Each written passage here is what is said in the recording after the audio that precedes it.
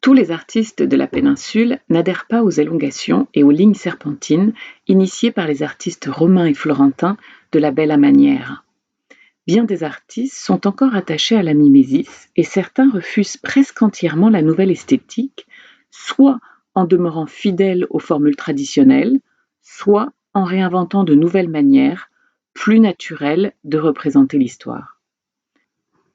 Le souci de naturalisme concerne en premier lieu l'art du portrait qui, par essence, ne souffre pas la fantaisie des déformations de la nouvelle manière. Relevons à ce propos un passage des vies de Giorgio Vasari sur les premières années de Raphaël à Rome. Il, en parlant de Raphaël, a fait un portrait du pape Jules si vif et si vrai que le portrait a causé à tous ceux qui l'ont vu des tremblements, comme si cela avait été l'homme vivant lui-même.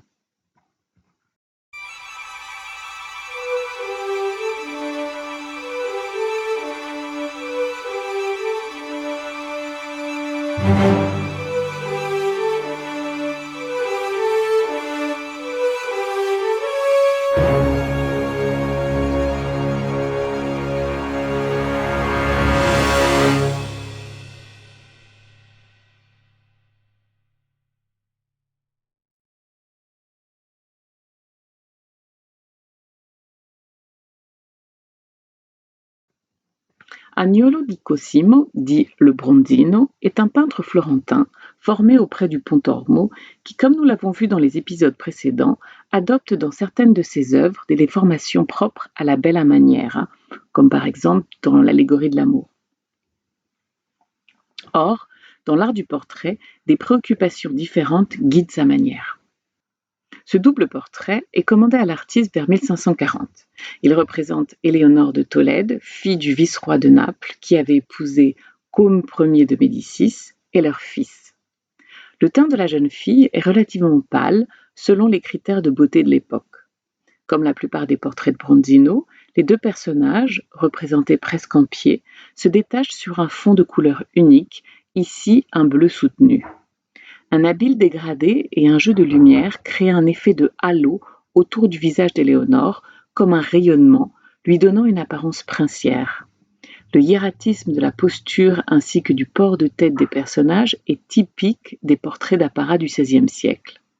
Selon l'historien de l'art Federico Zeri, portrait où les caractéristiques physiques sont fixées, exaltées de façon très minutieuse, tandis que le modèle est installé dans une pose régie par l'étiquette de cour, presque hiératique, qui prive la figure de l'aspect changeant de l'acte momentané et du reflet instable de l'état d'âme. Le modèle féminin porte une somptueuse robe de brocart de soie et de velours, ornée de perles, d'or, de pierres précieuses, peinte avec beaucoup de minutie et un souci de vérité. Sur le vêtement, le motif de grenade suggère la souveraineté, la fécondité et aussi l'abondance. Le peintre s'attache à rendre de manière très précise l'éclat des bijoux, l'aspect soyeux du satin, tout comme la légèreté et la finesse de la chemise. Dans une lettre du 21 décembre 1549, le secrétaire de Côme Ier, Lorenzo Pagni, demande à Pier Francesco Riccio de fournir à Bronzino une robe de brocart appartenant à Éléonore de Tolède, ainsi que le vêtement porté par François, son fils, à Gênes en 1548, lors de sa rencontre avec le prince d'Espagne Philippe II. Il insiste également sur la volonté de la duchesse que le peintre traduise avec véracité l'habit de son fils. Dans un second courrier, Lorenzo Pagni fait part au même Pier Francesco Riccio de l'urgence de terminer le double portrait. Il explique qu'Éléonore veut remplacer la robe de brocart, prévue pour son portrait, par une toinette plus simple, afin que l'œuvre arrive plus rapidement à Antoine Perrenot de Granvelle, chancelier de Charles Quint. Cette anecdote rend compte du caractère politique du portrait. Par la richesse de ses vêtements et les somptueux bijoux qu'elle porte, le portrait exprime le haut statut de la jeune femme dans la société de l'époque. Il reflète également l'essor et l'influence du commerce textile de luxe pour la bonne économie de la ville de Florence, secteur dans lequel, soit dit en passant, les Médicis avaient des intérêts. Il s'agissait ainsi, avec ce tableau, de montrer la puissance politique, financière, mais aussi culturelle de la famille Médicis. La véracité matérielle, pour reprendre ici le terme utilisé par Vasari pour qualifier le portrait de Jules II par Raphaël, dans le portrait, touche également les peintres coloristes à Venise.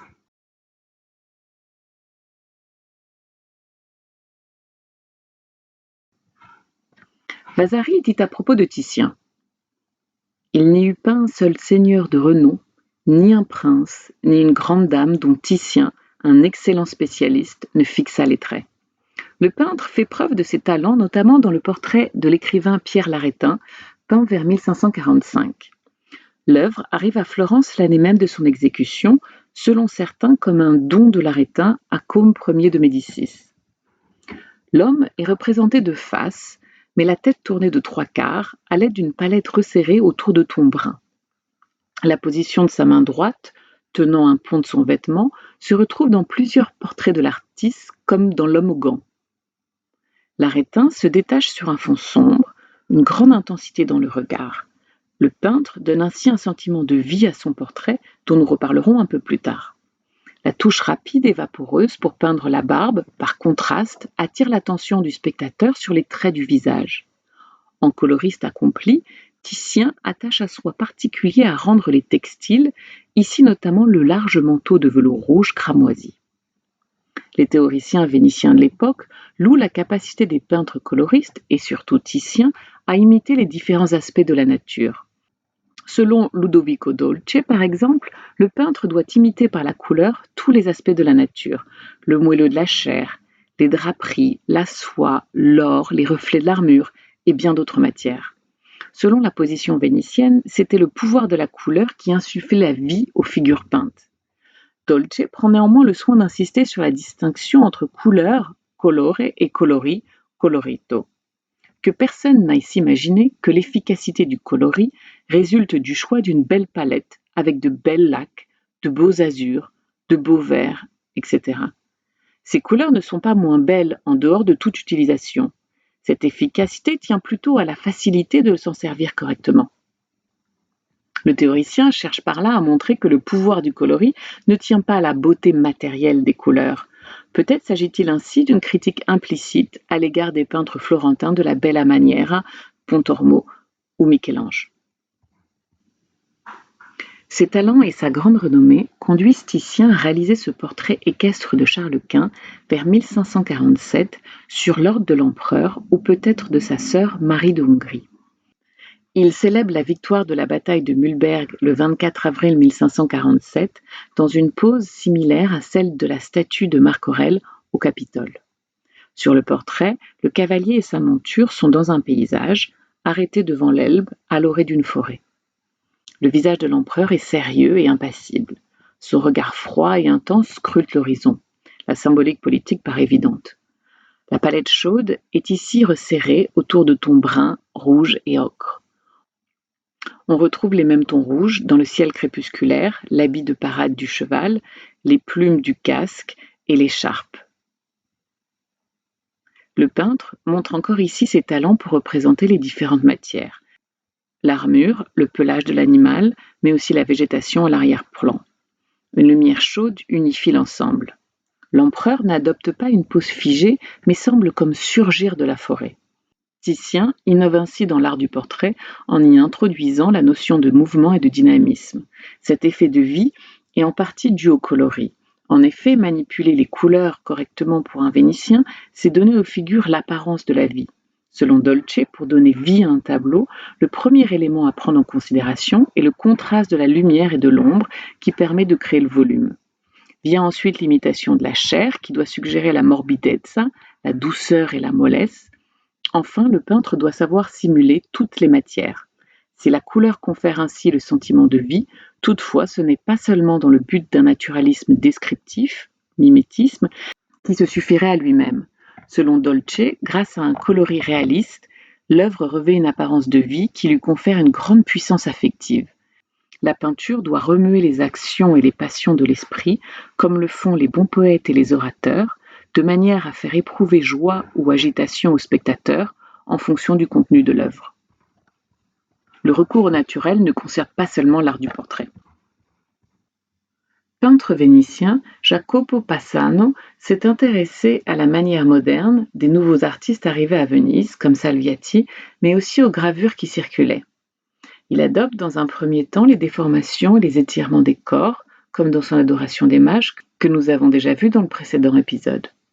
Ensuite, il développe une manière plus naturaliste, abandonnant les déformations, mais conservant une grande liberté de facture. Il est apprécié, notamment par Philippe II, pour ses talents de peintre d'animaux et ses pastorales. Un sens aigu du coloris lui permet de représenter différentes matières et la lumière, comme dans ce tableau conservé aujourd'hui au musée du Prado. Nous ne connaissons pas grand-chose sur la commande de cette œuvre, datée par les historiens de l'art entre 1566 et 1568, soit à la fin de la carrière de l'artiste. Nous ne savons par ailleurs pas non plus à quelle date cette œuvre est rentrée dans la collection royale espagnole, mais elle est mentionnée pour la première fois en 1636 au palais d'Alcázar à Madrid. Le sujet biblique est tiré de l'Exode. Le tableau a pour titre les Israélites recueillant la manne dans le désert, ce moment lorsque Dieu leur envoya la manne, nourriture céleste qui les sauve de la famine, miracle interprété comme une préfiguration de l'Eucharistie. La peinture juxtapose en fait deux épisodes de l'Exode. Au centre de la composition, au second plan, Moïse et Aaron conduisent les Israélites vers la terre promise, tandis qu'au premier plan, plusieurs personnages et animaux étanchent leur soif à la source que Moïse avait fait jaillir du rocher d'Horeb. La composition est relativement dense. On remarque que le peintre a placé quelques moutons parmi les Israélites. Le peintre se plaît en effet à introduire des éléments pastoraux ou du quotidien dans des scènes religieuses. Les personnages du jeune garçon accroupi, ainsi que celui agenouillé au sol et figuré de trois quarts, sont repris dans une adoration des bergers, peinte vers 1562. Le dernier peintre dont nous allons parler dans cet épisode est Giovanni Battista Moroni, artiste formé à Brescia et qui a surtout travaillé à Albino, Trente et Bergame. Il a développé une manière que certains ont appelée la peinture de la réalité. À l'aide d'un schéma simplifié, d'une économie de moyens et d'une palette réduite, le peintre élabore une nouvelle conception du portrait après le Concile de Trente. Ce tableau, dont on ne sait pas grand-chose, montre le commanditaire les mains jointes, plongé dans l'observation du baptême du Christ derrière un mur en ruine. La composition est équilibrée, la touche très léchée, avec un souci particulier pour le rendu des détails. La posture du personnage principal est relativement rigide. Il est représenté de manière à la fois froide et naturaliste. Faisant ainsi preuve d'orthodoxie et d'un sens aigu de la réalité, Giovanni Battista Moroni s'inscrit dans la lignée simple et naturaliste de Moreto da Brescia, tout en intégrant les préoccupations émises dans le cadre du Concile de Trente et des penseurs post-tridentins, dont nous reparlerons dans l'excursus consacré à cette question. Comme Florence, Venise souffre du décentrement des arts en Italie au profit des États pontificaux, même si certains artistes continuent de développer des manières et des formules originales et marquantes. Qu'ils aient adhéré ou non aux formes nouvelles et extravagantes de la Bella Maniera, les peintres italiens du XVIe siècle partagent la même volonté de renouveler la peinture et continuent de défendre l'idée que la peinture est un art noble, car intellectuel, et digne d'accéder au rang des arts libéraux. Cette même tension entre idéal et nature se retrouve par ailleurs à la fin du XVIe siècle, une période marquée par la radicalisation des deux camps. C'est à cette question que sera consacré le chapitre 8.